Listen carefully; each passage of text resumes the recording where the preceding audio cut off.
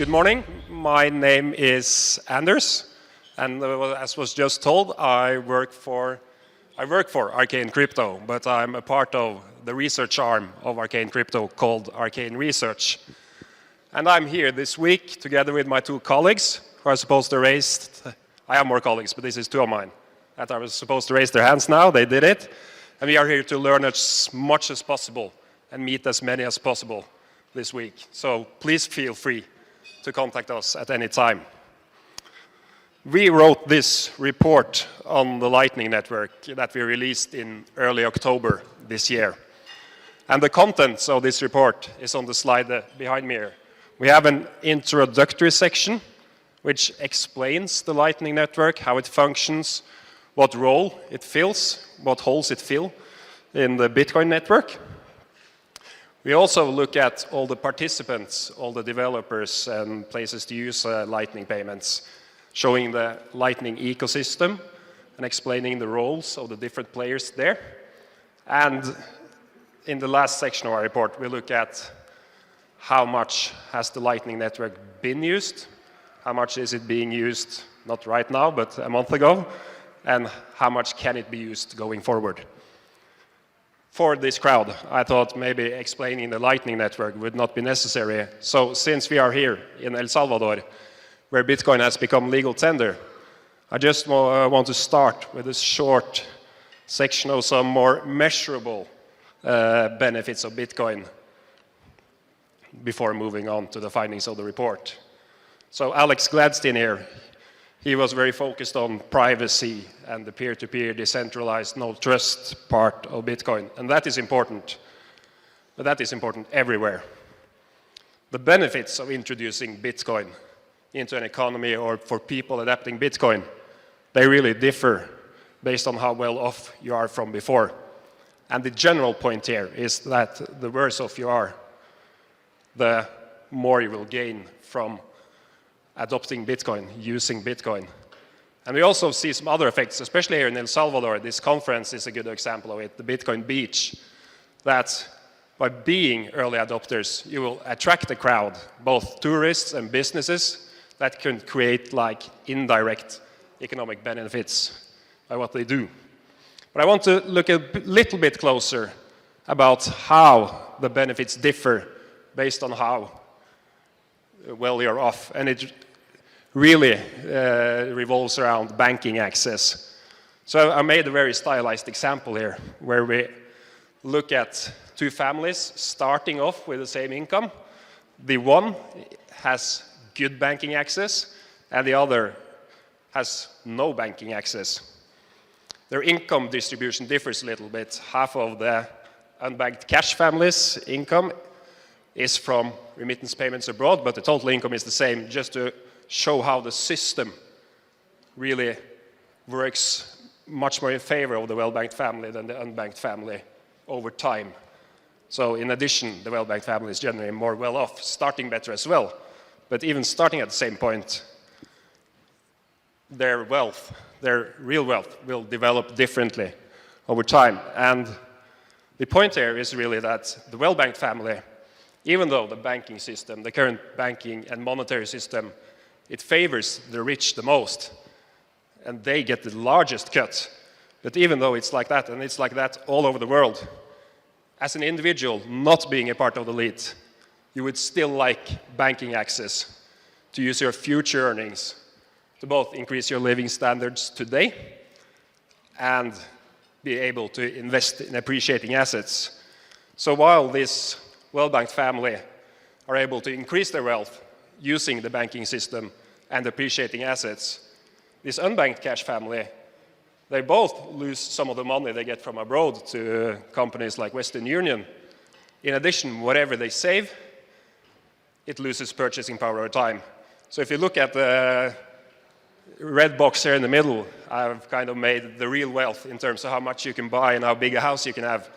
And you see, starting from the same point, saving exactly the same each period, the system works so much more in favor of the well-banked. So how does Bitcoin fix this? My short point is it doesn't fix this completely, but it is a start in closing the gap. And then my example here introduces Bitcoin and the Lightning Network for this unbanked family. And in this stylized example, the way they reap benefits is through two channels. First and foremost, no, not first and foremost, but firstly, more of the money sent from abroad gets through to this family, so they effectively increase their income. In addition, whatever they save, they are now able to save in an appreciating asset, namely Bitcoin. So looking at this illustration of real wealth over time here, we see that the family now is actually doing exactly the same, able to increase its real wealth over time, but it's still not close to the well-banked. Of course, if Bitcoin goes 100x every year, they will be, but that's not likely to go on forever.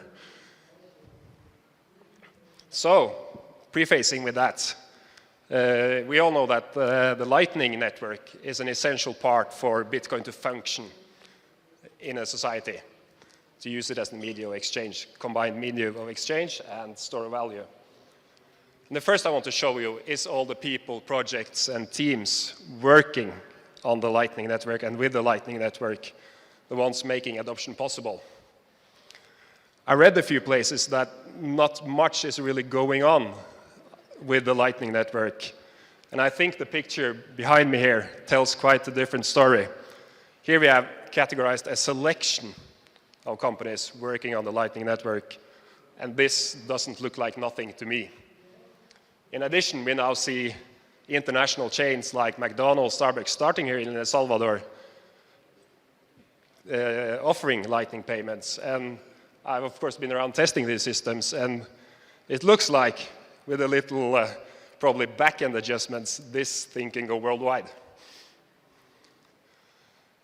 In the report, after releasing it, we got a little bit of critique for not including one part of the Lightning ecosystem, and that was the community efforts. And when we saw that critique, we very much agreed with it. So my point here is to say that the community efforts are really important. You can just see some numbers behind me here. And I promise that the next time when you update this report, the communities will definitely be in. So over to measuring use on the Lightning Network, because this Lightning ecosystem is great, but the benefits are first created when this is actually used. And as many of you probably know, measuring use on the Lightning Network is really hard. So how can we do it? I just want to start off with what you are able to observe on the Lightning Network when something happens. I've illustrated this here by having a payment from A to B of 100 sats dollars, doesn't matter. That's what's happened, and it was routed through 3 routing nodes. The routing fees here are unrealistically high, I know, but it's just to show a point. If I'm not anywhere in this payment, I'm outside. All I see are the channels between these nodes, if they are public, and the amount of Satoshis or Bitcoin that is contained in these channels. Before and after this payment, I see no difference. The only thing I can see is the balance. So whether it's done 0 transactions or 1 million back and forth, the thing I see as an outsider is exactly the same.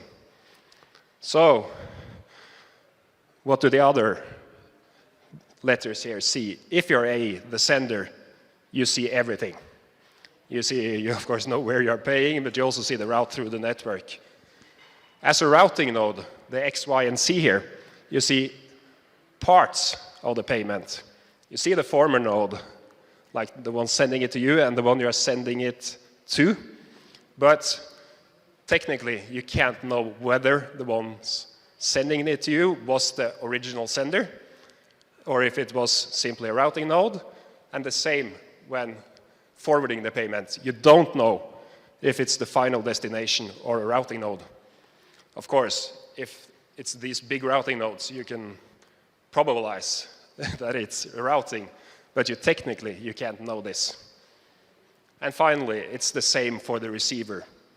So KYC is a bit difficult here, because as a receiver, the recipient of this payment, all you see is the last node that relayed the payment to you. It could be the one actually paying, and it could be a routing node. So the short point here is that to say anything about use on the Lightning Network, you really have to have data from the nodes. And if you want to say precisely what's going on, you have to have all the payment data from all the nodes. And of course, we haven't been able to get that. But we went at it in the beginning of our work on this report, trying to get as much data as possible. It soon became clear that we wouldn't be able to make a good estimate for everything going on the Lightning Network. But the data we got made it possible for us to make pretty confident estimates for use through what we call the common wallet providers. And by that I mean the custodial ones, like Wallet-O, Satoshi, Blue Wallet, Moon, and also the non-custodial ones that automatically spin up a node for you, like Phoenix and Breeze. We think this is a good measure of mainstream adoption, because most non-technical users will use one of these solutions. What I must emphasize is that by estimating that activity, we leave out a lot of activity as well. We leave out users running their own nodes. Even though connecting through a wallet app like SAP, they are not counted. So anything from users running their own nodes to businesses, or businesses to users running their own nodes, or in between there, we do not measure. But we do measure everything from these wallet providers to these others, and the other way around. So what I wanted to find there, we made a list of all these wallet providers that is commonly used, like Phoenix, Wallet-O, Satoshi, Breeze, Moon, Blue Wallet, etc. Chivo is in there from September. What we really wanted to have was the complete data for all of these wallets. But again, of course, we weren't able to get that. So what we got from the different wallet providers here, the type of data can really be divided into three. For some, we got the complete data. We could see everything. We could not identify who the one sending it was, but we could identify that it was going from their service to what it was going. Some others, we had got more aggregate numbers, like the total volumes in and out, total transactions, users, etc. And for some, we didn't get anything directly from them. So we wanted to fill in the blanks of what we didn't know.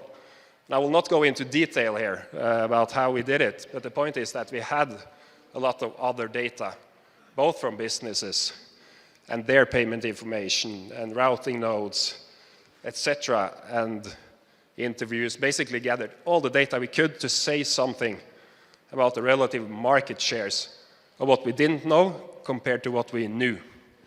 And by doing this, we came up with some estimates. I want to start off with how it was in August 2021, before El Salvador introduced Bitcoin as legal tender.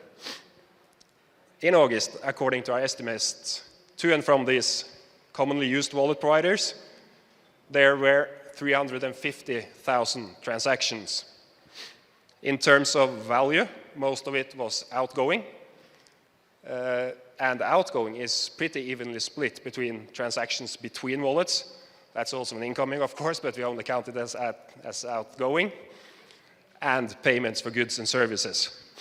In terms of the number of transactions, you see here that most of it is incoming. And the explanation is simple. These play-to-earn games are very popular. A lot of people use them, and they are behind a lot of micropayments into these wallets. Looking to the right here at the distribution of payments for goods and services, we see that historically, most of the use on the Lightning Network, the payments for something, goods or services, has been to typical internet services, and less has been typical everyday use, like purchasing gift cards to use in real life, or merchant payments. If you were here yesterday morning, you saw this user chart in Hunter's speech. But in September, a lot happened, both for Bitcoin and the Lightning Network. El Salvador introduced Bitcoin as legal tender, large wallet or payment providers integrated Lightning into their offering. And this means that the number of people with access to Lightning payments has increased by a lot, as you can see. But these new users are different than the previous 100, the first 100,000. They have used the services, and it's this, through these common wallet providers. They have used these providers to make Lightning payments, while the ones now, I guess most of them don't even know they have access to Lightning payments, but they have, and eventually they probably will use it. So what we see in terms of value and the number of transactions, it doesn't follow the growth of this user base. But what we estimate for September is that the Lightning payments through these wallet providers about doubled in value and basically numbers in September. And it's also interesting to see a slight shift in the distribution of these payments. It's pivoting towards more everyday use compared to internet services, well in line with a country adopting Bitcoin for it to be used as a medium of exchange. I must note that transfers within the Chivo wallet, they are not measured here, as they are not a Lightning transaction. That's just number on in a, probably not Excel, but I can say that in an Excel sheet. So, what you often see when people want to show the growth on the Lightning Network, you see them showing the capacity graph measured in BTC. And that is increasing sharply. But we were able to make estimates through these wallet providers over time. And what we see is that that graph in no way shows the true growth going on in terms of usage on the Lightning Network. And you can see it here that over time, and especially in 2021, usage has grown a lot more than the capacity of the network, and in September it became a huge difference. Whereas I said, our estimates show a doubling of value transacted, while the capacity only increased by 25%. And since this, the capacity measured in BTC has risen by less than 10%, I think. And seeing the numbers from EBEX yesterday, I got a quick peek at some Bitcoin Beach numbers, the wallet, on Monday. I think it's safe to say that use is growing by a lot more than capacity. So to really follow what's happening here in this exciting adoption period, people will have to share data so that we can say something factual about the usage instead of it's an indication, the capacity, but it's a quite poor indicator of actual usage. So before leaving here today, I just want to take a quick look into the future. And we have done some quick math exercises, basically, based on population statistics, banking statistics, user statistics, etc. So there's a lot of assumptions here, and I won't go into detail on them. But the point is that if you have been around in El Salvador before this conference, outside Bitcoin Beach, you see that most people don't use this. But they have downloaded the Chivo wallet, and some have used it in internal Chivo transfer, some just keep it. But however good new technology it always is, it always takes time for adoption. So whether it will be successful or not, what we see now would probably be exactly what we saw in both cases. So the numbers you have seen so far from both from me and from others here, when this adoption really gets a foothold, it will be just small peanuts, way down to the left in this graph. I must say this adoption path will be wrong, of course, but it's better to do a stylized kind of quick maths than do nothing, we think. El Salvador is just one small country in the world, and there are many other countries that can benefit from Bitcoin in the same way. We made a short hot list in the work on our report of poorly banked and dollarized countries. And the point of dollarized here is that the country doesn't have as big incentives to defend their currency, like if you have your own sovereign currency. And if just a small portion of the countries or regions in these poorly banked and dollarized countries follow El Salvador's lead during the next decade in adopting Bitcoin, the activity I just showed you for El Salvador will just be a small portion of the total activity from this source of payments and benefits. Lastly, so far we have talked a lot about adopting Bitcoin and what good it can do and some scenarios and usage of the Lightning Network. What will probably come as well down the line is business models being disrupted by the ability to stream money. And especially content services, where in today's models, counterparty risk is created, most often on the user side by paying up front. So your risk is really overpaying. But streaming payments can really make at least alternative business models that some users will use for these types of services. And if Lightning payments is used for streaming money to these types of services, the potential for activity on the Lightning Network is really mind-blowing.